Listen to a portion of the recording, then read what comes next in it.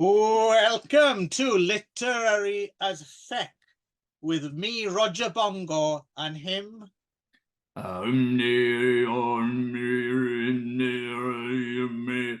freaking me out, Nick. So today we are talking Killing Commandatore. Commandatore. Something like that, yep. Killing Commandatore by Haruki Murakami from 2017. First released in, so this may be of interest to people who don't know. So Japanese people don't like big books.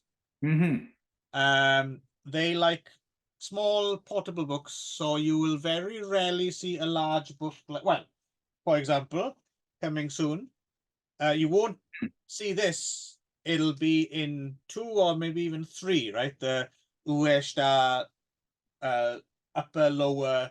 If you remember, Nick, from your time here, bigger books are always in smaller size, right? Yes, yeah. My wife, sometimes I'm carrying a book to the bath or something. She's always like, "What the hell is that?" Like she's always surprised by how large some of my books are. All you're doing is reading the Bible. You just have your big, well-thumbed copy of the scriptures. And the reason I bring it up is because this book, in its original form, was in 2 parts, right? It was Ara Wareru Idea Hen and Utsuro Metaphor Hen, but yes, it's Killing Commendatore in one large volume. We'll talk about that because I wondered if that was one thing that I think it was a choice made by the author rather than a result of it being split into 2, but we'll get to it when we get to it. But the other thing that I've forgotten about until you just brought up the whole question of Japanese bookshops and Japanese publishing is the wonderfully weird thing of going to bookshops, buying a book, and having the staff member wrap it so that the cover is wrapped so that no one could know what you were reading. Like it's alcohol or something. Yeah, it was like a beautifully done job. It was the way that my school books had to be wrapped when I was a kid, because I don't know if this was a thing, but in Ireland, if you got like your school textbooks, because they were like going to be used by people, again, your mom or whatever had to like wrap it. Yes, I remember that. Paper. Which was futile because the inside was full of pictures of dick pics. I see Irish books are the same as Welsh books. Yes. Yes, exactly. Always cocks. Just I don't know why. spurting ones as well sometimes. But anyway, so if you just know this, if you go to a Japanese bookshop, don't be surprised when the pretty young staff lady wraps your book to within an inch of its life. And the thing is, I always turn it down because it looks quite boring on your bookshelf. I know. Just to have brown paper. Yes. Yeah. And they always look at me like, because almost I've never seen anyone turn it down. It's always yes, please, wrap it. I guess people just don't want other people to know what they're reading. I know that's so. What some people do read in public in Japan isn't that surprising, maybe. One of my favorite memories was being in Okinawa and getting onto a bus at the end of the day, and Jen and I were going back to our hotel, and this guy came on and sat down behind us, or maybe we were in the back seat, so we just sat down like on the same bench back seat, and pulled out a skin mag and proceeded to leaf through it like very obviously, and then open up like a cup of ice and poured like a 1 cup of sake in. Yeah, he's enjoying it. This is like a city bus, right? And just like drinking and scanning his porn mag. And that's how we first met, ladies and gentlemen. That is indeed. Anyway, Nick, I didn't know his name then, was what you reading there, pal? And I'll take a belt to that. So yes, I have to say, this is kind of embarrassing, but this is the first. I've never read Norwegian Wood. I've never read any other Murakami book. I don't think, unless did he do something that was connected to the subway gas? Yes, you've read that. I know you've read that. That's what I've read. Okay, that's the only other thing of his that I've read. So I have a question. Interesting. That takes away a slight bit of, well, not takes it away, but it leaves the onus on me to talk about it, because I assumed, and I thought we talked about this before, I assumed you did have, as many kind of expats who end up in Japan do, they go through a Murakami phase. No, I went through an Right. Abe phase. I read all of like Abe Kobo's books, and there was a few other people like, and Edogawa Rampo and Right. uh, but yeah, no, I didn't ever really I remember him being like, he was the zeitgeist of the moment, Right. and amongst my Japanese students as well. Everyone was always talking about the Yeah. latest Murakami, but no. And so here, I have a question for you, maybe to just get ahead of the whole thing. Is this book an outlier or not in the magic realism? See, well, this is the interesting thing, and it's a shame in a way, because again, I assumed we'd be able to both talk about this because I thought you'd had the same history with it. But I'll get to it a little bit more at the end. But so I did read all those Murakami books back in the day, which would Okay. kind of Bird Chronicle, Hard Boiled Wonder, most of the biggies that were translated in English. I read them, and more than that, I found them to be, and you'll appreciate this, they were, because we like books that read themselves, right? Easy to read. And they were my favorite books to read in the bath. Because there's something about the, again, we'll get to this, and yeah, it's a shame. I really thought you'd anyway. So there's something about earlier Murakami books as well, and there's some of it is here. There's a lot of the protagonist who's clearly a stand-in for Murakami.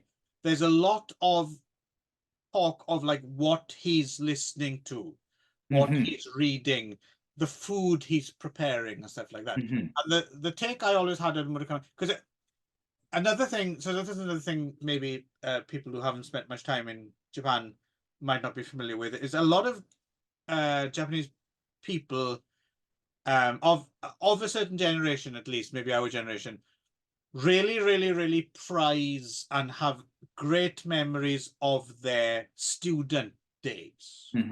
Because it seems as if, the way I understand it is, you work your fucking ass off to get into university. Yeah. But once you're there, you do fuck all for about party hard. Yeah. And then once you leave, you enter the workforce. So and you don't have time. So a lot of people, again, especially our age, if you talk to them, they're all stuck in a bit of a time warp when it comes to the music they listen to or the writers they like and stuff. It's all stuff from that time, basically, when they had all the time in the world.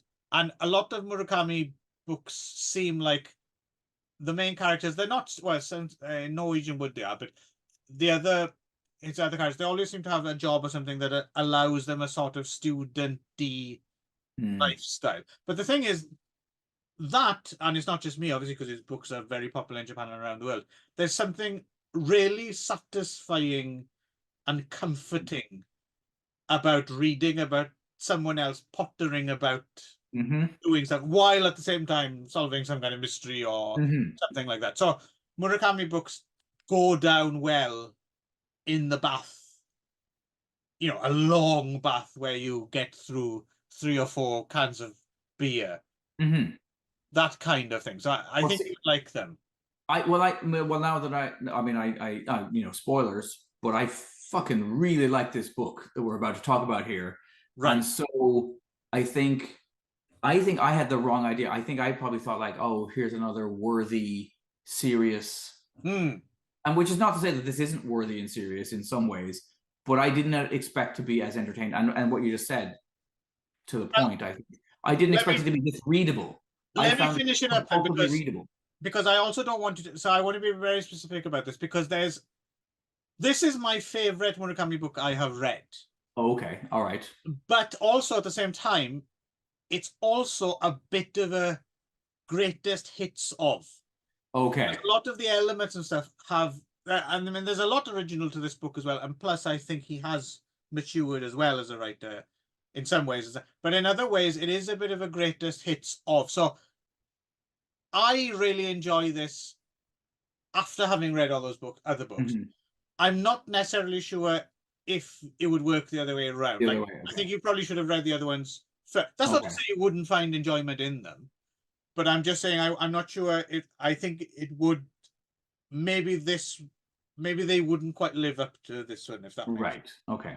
I might be wrong, but it feels to me reading them in this way makes sense to me. But again, I wouldn't know any other way, right? Because that's how I read it. Hmm. It certainly does have a bit of a greatest hits of Murakami feel to it. That's for sure. But so can we? I mean, can we get just is the fantastic element of this? Is that sort of magic realism? So is that because I think I had the idea that he was more of a straight ahead. No, there's always for instance, I mentioned the Wind Up Bird Chronicle. That also has someone going to sit at the bottom of a big hole in their garden for no seemingly good reason. Okay. But no, he definitely pushes it further in this one. The other books I don't remember having like a sudden mystical creature to Yeah, because it really seems to break with reality. No, he's definitely pushed it significant further ways. than I've read in any of his other books that I can remember, at least. But there is always that. But it's impressive that I was willing to go with it because what it seemed at the beginning of the story, in some ways, although it opens with a kind of a strange, almost Abe Kobo type of image of this person with no face being asked to be painted, right? But after that, it really settles into a fairly realistic narrative. So when it does suddenly shift into this more, otherworldly, ghostly weirdness. But I just went. I was just, oh yeah, fuck, this is awesome. I'm just gonna go with this. Yeah, no, he's definitely pushing that more than I've seen before. So also we should mention here. So I think we're going to talk. I'm going to do a bit of a kind of vague plot synopsis, and there's two ways you could go around this. You could either talk very specifically about everything in it and be totally spoilerific. Yep. And there's also a way that it almost doesn't matter. And if you were very careful, you could talk around it. But we're not that clever, No. so we're going to clomp about. So, Yes. so we may accidentally spoil shit here and there Yes. and break things. So if you really don't want to know anything, then go and read it. Or read it, and I would, and I will. Well, I think we both just said basically that we would recommend that you do that. Yes. Read this book. It's one of my favorites that we've done on the show up until this point. Oh, that's interesting. Okay. Yeah, I mean, I have a it's interesting. I always have this with Murakami books in so much as I feel as he doesn't really know how to end a book. So there's a whole bunch of interesting shit thrown up, and you think, wow, and there's a real page turner. But then when you finish it and you look back, you think, but in the heat of the moment, really, it certainly is a page turner. And again, that's not something to take for granted, right? Because not everyone can do that. Not lots of writers can't do that. Yeah. So anyway, there's a portrait artist. He started life more as an abstract guy, but he's kind of settled. I didn't realize he has no name until I was reading the Wikipedia thing, and they said like this character is never named. I was like, right, fuck. I guess he's not. Bizarre. Yeah. So he has a gift for portrait drawing, right? He's just good at it, right? Yes. And as we've mentioned before, sometimes when you're really good at something, you just take it for granted, right? In that very what's that film? Sullivan's Travels, the Preston Sturges film, where the guy who makes comedies in Hollywood like wants to make a really serious film, and then he goes out and ends up like finding value in straight up comedy. Yeah, I think he does. Yeah, and in this case, he has like during his art school years, he did kind of lean more into abstract expressionism, and then found the only way to really make a living as a painter was to do portraits, and becomes a bit of a, in his mind, he becomes a bit workman-like. Yes, but apparently he has a gift, right, for capturing. Yeah. The essence. He's split up with his wife, and after a bit of a kind of a segment of his life wandering about, which we flash back to later, there's a paint. I quite like that. Him just driving all the way up Japan into down the other side, Hokkaido, like just because I've been to a lot of the places that it was really nice for me to be like, oh, and then he ends up living basically in Izu for most of the book, which I have very strong and fond memories of many trips there. So he ends up living up in the mountains in a remote place, which is the place that used to own a friend of his father's used to live there, and this father is No, his friend's father used to live there. yeah, that's what I said. No, you said a friend of his father's. Oh, sorry. All right. It's His not the same friend's thing. Yes. father, no, Yeah, lived there. a friend who also went to art school. His dad is like a renowned painter in the Japanese style. Yes, although he started off otherwise, right? The Western paint, yeah, Yeah. Western style paint, yeah. And he spent the pre-war years in Austria, where something terrible happened, and no one's quite Yes. sure. While staying at his house, he finds a hidden painting of his in the attic. The attic, yes. It seems to be based on an opera, Don Giovanni, right? And that's where the Commendatore character comes into it. It's a painting of an assassination attempt, right? Or an assassination. Yeah, and it's good as well. There's a lot of stuff which it's difficult to pull off, I think, in literature sometimes, where there's a lot of descriptions of what a painting or something looks like. I have a Often, really clear image in my mind of what that painting looks like to me. same here. And usually it doesn't, because usually it's either not well done, or you're like, oh, I'll just fucking show it, or it's difficult to. It's that thing about can you dance about art or something like that, or whatever that phrase is. I butchered that, but you know what I mean. No, yeah, exactly. But yeah, so that's one thing he's discovering, and then he starts hearing this weird chiming or bell at night. At night, yes. Which before we get into Seijun Suzuki, A Mummy's Love. Well, this is also why I started reading this book. I wondered, because you had just gone on a tour of self-mummified, because we were talking about this. Yeah. Yes, we had recently been on a tour of Soku Shinbutsu self, although they don't use that phrase in this book. They use another phrase, because I think Soku Shinbutsu is the act. That's the name of the act of doing it. Right. And they use a different phrase for the type. So I know what this is, but maybe our home audience might not know what the fuck this thing is. So this was it's a real thing. Yes, the Shingon Buddhist sect, the Shingon. At a certain point, there was so the idea is that in this school of Buddhism, the whatever, I forget the it's the person who precedes Buddha, right? It's the the all-time goddess is going to take a really long time to come back, like 50, 100 billion years or something. Like, she's going to be away for a while. So in order to remind people to leave like markers or something, is the act of Soku Shinbutsu, which is basically self-mummification, right? Which is, how do I explain this? So it's a long process. It takes several years, and you have to kind of remove any excess fat off your body, right?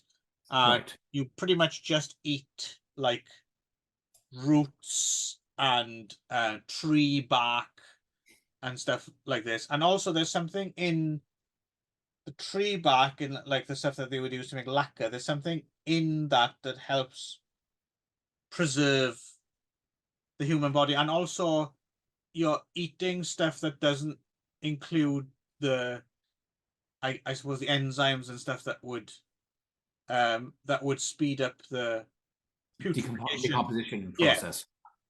So you're basically kind of cleansing your insides and reducing your body fat until you're ready to be lowered into a hole in the ground with nothing to eat, and you starve yourself to death while ringing a little bell at certain times of day so people above know that you're still alive. And then when the bell stops ringing, you're dead, and then they leave you there to make, and then when they dig you up, the whole idea is that your body hasn't melted and putrefied. It's actually retained its human form, and you've become a mummy. You've turned into a mummy by yourself, rather than, usually Egyptian mummies, if they take out your innards and stuff like that after you're dead, right? So it is literally self-mummification. You've literally self-mummified. And you can go and visit some of these extant ones in Niigata and Yamagata, and it's a fascinating and kind of scary thing to see. There's one place we went. It's the only place where they still had the remaining hole, and it really hits Wow. when you look in the hole. It's just like, oh fuck, dude. It's like, it's kind of horrifying and kind of impressive and awe-inspiring at the same time. But it's a fascinating thing to know about. Anyway, on the preparation to this trip, and also this is going to come up again in a kind of Soku Shinbutsu adjacent story is going to come up in a future episode. And we've talked about this once before in terms of that Suzuki Seijun's A Mummy's Love. Yes. Right? Yes. Which is based on a story which is mentioned in this book, which that was the blew me away. Yes. Yosuke, the main character in that story, is very directly they basically retell in a very kind of brief Coles Notes version. See our Seijun Suzuki edition of Film Crack Crack, which we did this, and the golf film. I believe it was Magic Morningwood, probably. I think it was one of my guesses. Was it? Oh, okay. And Fighting Elegy as well, right? Elegy, yes, yeah. So, and also we've also talked about A Tale of Moonlight and Rain, which is the same author. The other collection that this yes get because it's out of print and really expensive. Yes, but that's apparently where it's kind of a sequel or the later book, and apparently he's supposedly a bit more negative or a bit more. Yeah, it's kind of a satire on the whole concept, right? And then also there was another. It's that Seijun Suzuki book, Seijun Suzuki film is actually based on another book. Yes, a retelling of that story. Yes, by someone. Yes. Yeah. Anyway, while looking around for Soku Shinbutsu stuff, I happened across some. It's probably a Wikipedia or something mentioned. Soku Shinbutsu is an important element in the Murakami. I wondered if that's how we got here. Yes, and actually, it's not really. No, it's not hugely.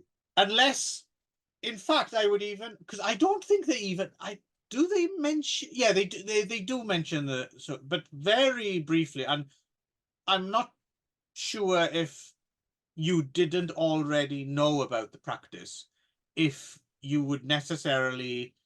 book would necessarily send you to look it up.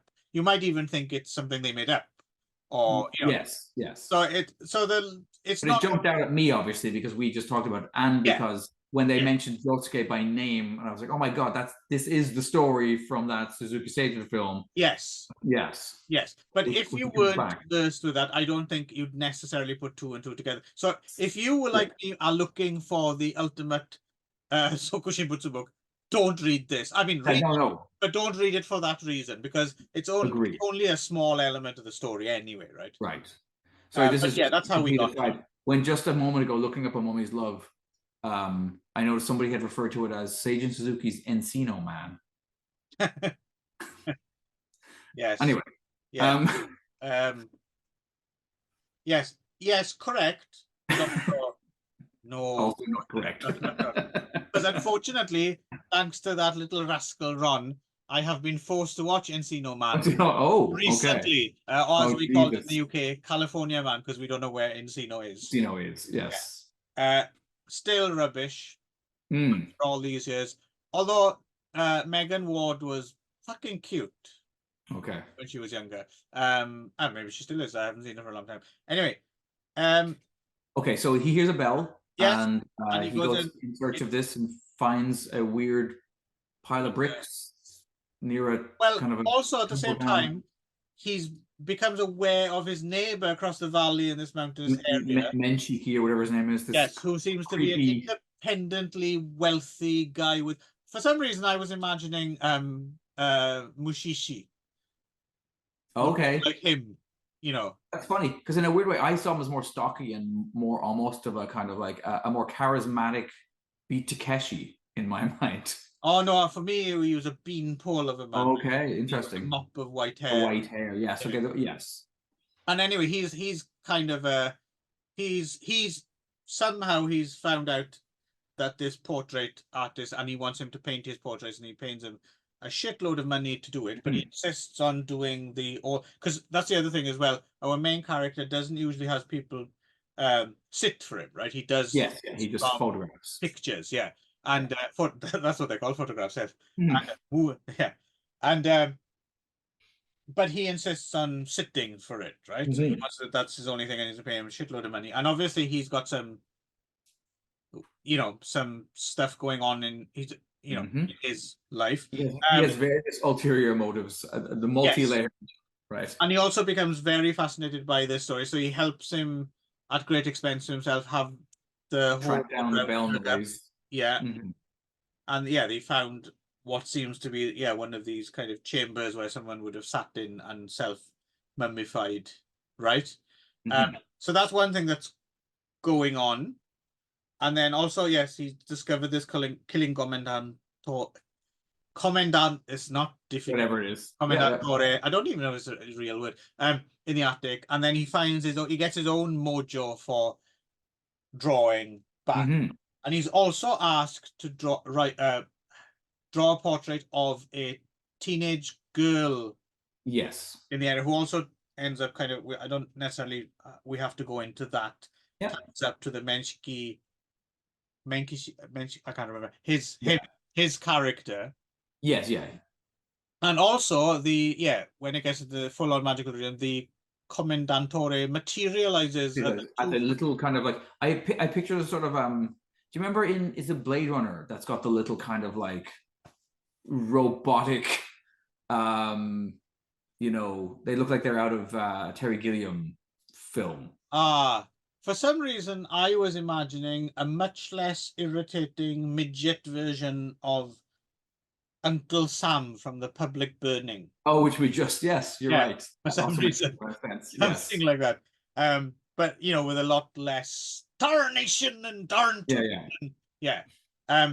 So he turns up, and he seems to be, I don't even quite, because it's a book, it's all about analogy and parable and things standing in for, and as it goes on, it gets increasingly like you said to begin with, it's fairly realistic, but with these flashes, and then towards the end it just goes totally, you know, Yes. Bonkers. yeah, in so much as it defies Spatial time relations and the most basic stuff of the human experience. Yeah. but somehow gets It away works. with it. Which is quite a thing to pull off, actually. You know what it reminds, that part starts to remind me a little bit of like almost Lost Highway or something, where you just kind of go with it. You're like, okay, I don't really understand how this works, but fine. The atmosphere will just there's also a lot of, I've always thought in Murakami stuff, there's always this kind of Lovecraftian interest in subterranean worlds and things linking up through like some kind of like a wormhole or something like that. Or yes. So that's kind of the shape of it. Right? And like I mentioned, there's an awful lot of him talking about what records he's listening to and preparing food and what he's reading, and there's still that pottering about Murakami-ness, which is, you know, kind of, that's my cat meowing, by the way. All right, there's food in the bowl. I should just meow for the sake of it, unless there's a little 2-foot Commendatore pulling her. That only she can see.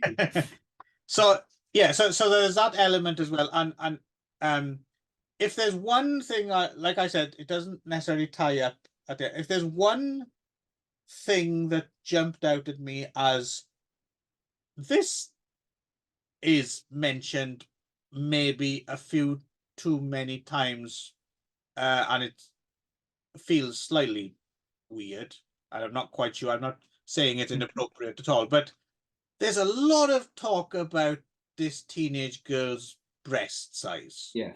and how worried she is. Like at first, it's fine. It's a character trait. A lot of teenage girls are worried about, but it comes Yeah. up. It's slightly shoehorned in, isn't it? Every Yeah. like it comes up a lot more than it probably should.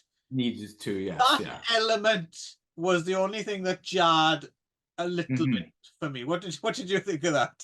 Yeah, I agree. There was that, yeah, they laid it on pretty thick. One thing that I was going to say that I found interesting at the beginning, and it didn't really bother me, but it stuck out, was how often the narrator repeated himself or came back and kind of told you again. You're like, oh yeah, he told us this already. But then I was like, there's something realistic about that too. Somebody telling you a long rambling narrative and doesn't remember what parts they've already told you. Yeah. You know, but because when you said it was printed in 2 volumes, that doesn't make sense for that. I think it's very much a decision by Murakami to have the narrator occasionally come back and retell you things he's already told you. You're like, Yeah, no, I I agree. know your wife left you. You already told us this, or like, you know. I would also say I don't think the book is too big. I don't think it's an oversized book. It is a large book, but it is exactly the size it should be. It's meant to be this rambling, I think, right? Yes. So well, I've talked a lot about because I have history, and like I said, greatest hits. So I'm kind of interested a bit more because you're more of a Murakami virgin. So it's interesting how did this play out for you then? Because you didn't have all that. No, I had no baggage. I had no baggage at all. No. So how it played out is that it was the Christmas holidays for me. So I had the time to kind of just really settle and soak into something that's this big. Right. Without feeling any pressure to like get through. And so it's funny enough, I may have read it faster as a result of not feeling pressured to read it. You know what I mean? Like I could just luxuriate in the book. And I felt like I lived in that house in the mountains, you know, just having my whiskeys at night and, you know, working on the, you know, for me too, I suppose, hello, sweetie. I feel like, it's funny. She looks more like Leonine than I remember. Like there's almost like a big catness about that little cat. She is a big cat. Well, you know, not like a leopard or a scary and cunning. But anyway, so as somebody who has, you know, painted a bit, you know, I found all that stuff really well observed, and I don't know that Murakami has or hasn't, but it seemed real to me. He seemed to be able to get into the head space of an artist in a realistic and like convincing way. Like none of that rang false or hollow to me. I don't know. How about my I was talking about the whoa, that was a big loud now. The apologies for my cat, by the way, for throwing me off a little bit here. What do you think about what I was saying about the kind of pleasure of reading about someone else pottering about things? Oh yeah, did that come out strongly? Absolutely. Right. Yeah, totally. Yeah, I mean, it's a bit of a fantasy for anyone actually who is working a job, who would like to be making their own art, would be to just be able to have somebody go like, oh yeah, just fucking live in my dad's house that has a massive studio that overlooks a mountain valley, and just hang out there and eat cheap fish and like have cheap whiskey and just get up every day and go and it does sound nice, doesn't it? Paint a little bit and then go back into another room and put on the records from his massive, beautiful vinyl collection of read about the Spanish Armada for a while. Yeah, fuck me. It's and were large parts of this book consumed while bathing? Oh, yes. Yes. Yeah. Okay. Most of it was consumed in the bath, right, and or on some stage of drunkenness. Yeah. No. But just in case people think we're kind of missing the point, it has to be said, not all, I've taken books to and no amount of bathing and alcohol improves them. If it's not No. a good book, it's not a good book. I mean, it doesn't make it any more enjoyable reading experience if it isn't already a good reading. Agreed. Yeah. Yeah. No. But I would say there's something about Murakami's books that demand to be read while bathing Mhm. and half Ideally with some loaded. wine or Yeah. some beer in your system. And snacks, of course, you can have some snacks because you're reading about him Some cheese. making snacks. So you're like, oh, Right. yeah. In fact, I think in the past I've been halfway through a Murakami book in the bath, got out the bath, prepared some food, and then gone back to the bath. Yeah, no, and there's another character that's interesting to me because they're really a cipher, right? And that's the Subaru Forester man, right? Yes, yes. You know that. Yes, this is an important element as well, isn't it? Is he has a kind of experience of atavism that unsettles him, right? Mm-hmm. Yeah, and then he feels kind of haunted by this figure that he feels pass judgment on him in his moment of weakness or whatever it is. Right. And that was really like, you know, and I never felt the need to like have things pinned down, which, you know, you could sometimes when you're reading a book, you're like, ah, fuck, what does this mean? Or who is this person a real person, or is this a projection of his mind? But it didn't matter. No. And in a way, because the book is so centered really in the mind of our protagonist, you know, and then, you know, there's a kind of, I mean, like, yeah, I don't know, it's funny, like the stakes weirdly seem very low. Yeah, in a way, like the book, it seems at various moments to be heading towards very high stakes territory, right? We think at one point that maybe a character's been abducted and maybe in great danger, and yeah, there's like, you know, and then there's this whole central mystery about what the painting actually represents in the life of the painter who painted it. Is it, you know, there is stuff connected to Nazi Germany or Nazi, well, I guess Nazi Austria, right? Yeah. All this stuff, and so there's all of this, you know, and then there's, you know, that artist may be about to pass away. There's all kinds of stuff going on, and yet at the end you realize really the stakes weren't actually that high, and a lot of what happened was kind of weird, but like not worst case scenarios, and it in no way diminishes the pleasure of the book. Like it doesn't, you know what I mean? Like it's fun that it tantalizes you with these ideas like, oh shit, this is going to go into a really dark place, or what is this? But like in the end, you're just like, no, that was just a really pleasant long, well, it's like a long car drive up and down the coast of Japan. Yeah. I mean, it throws up a lot of stuff, but it's not really. Yeah, it backs off from a lot of like. What do you think of this? And then it kind of backs out. How about this? And I can see how. Because as well he does. So the other thing with Murakami as well, I'm glad I went back to it, because the thing with Murakami is one of the, because he's such a beloved author by many, he's also an author that can attract snobs to kind of easily pick him apart, right? Because he's one of those, obviously he's a very well-read writer, and a lot of the people who like him aren't necessarily aware of the things that he's ripping off. Okay. Do you know what I mean? Like clearly there's a lot of great writers that he's picked up from, and he's playing around in other people's handprints and stuff. And yeah, sometimes that's valid for a critic to come along and say, hey, hold on now, you know, this guy's just taking this from here, that from there, whatever. But I've always felt with Murakami, even though that is the case, I've always felt he's made it his own. And the longer his career goes, he makes it. That's why I said this one is kind of like my favorite so far, because it's kind of a bit of a greatest hits, and it's also him moving into something which is uniquely his, as opposed to just things ripped off from other places, right? So definitely feels like he's mastered his craft. I mean, I felt like in reading this that this is a book written by somebody who absolutely knows who they are and what they're trying to do. Yeah. So whereas I get it was, I feel as if there is a kind of culture vulture in the, you know, just waiting to come in and pick it apart, I think it's them missing the point. Like it's not a problem it's not a problem. You can read his books, and you can even if you're aware of all the things that he's kind of that he's riffing off, it's fine. It still works. And if you don't know, it also works. So that's kind of the best of both worlds, right?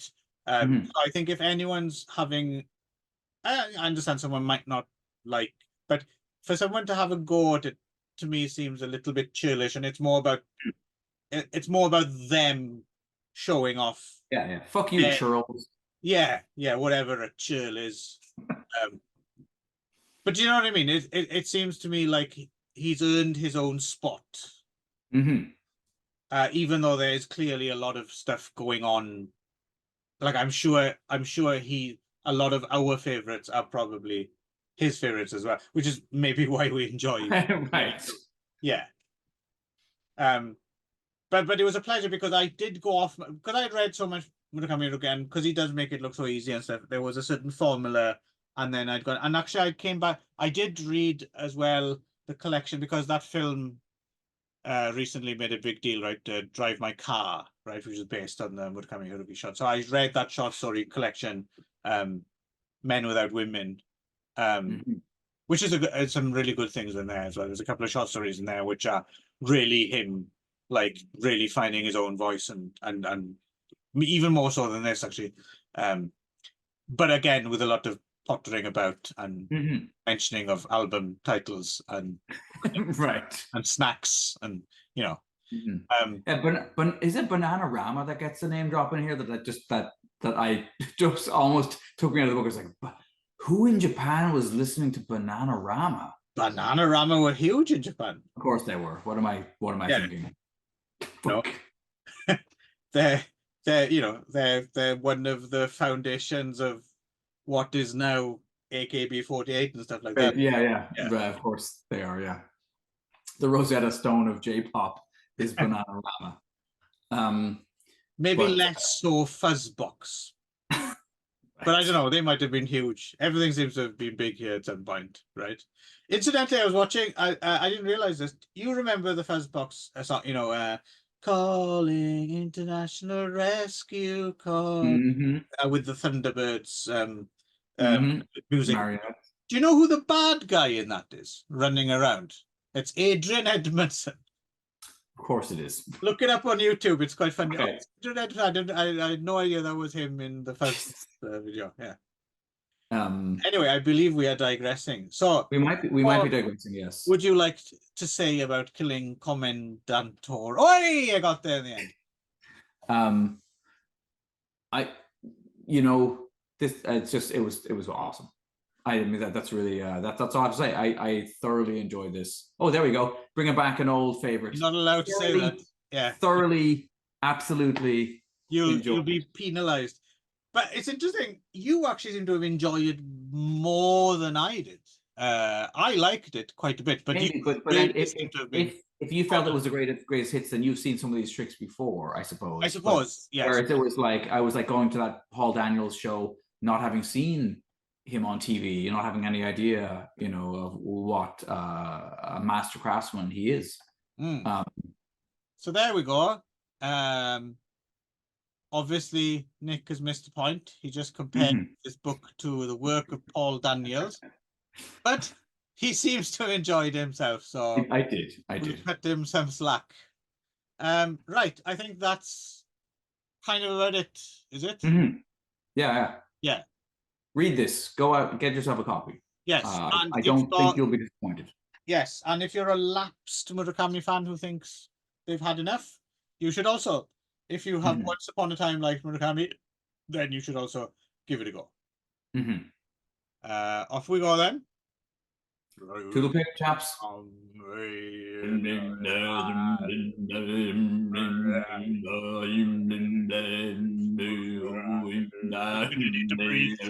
Who's gonna breathe first?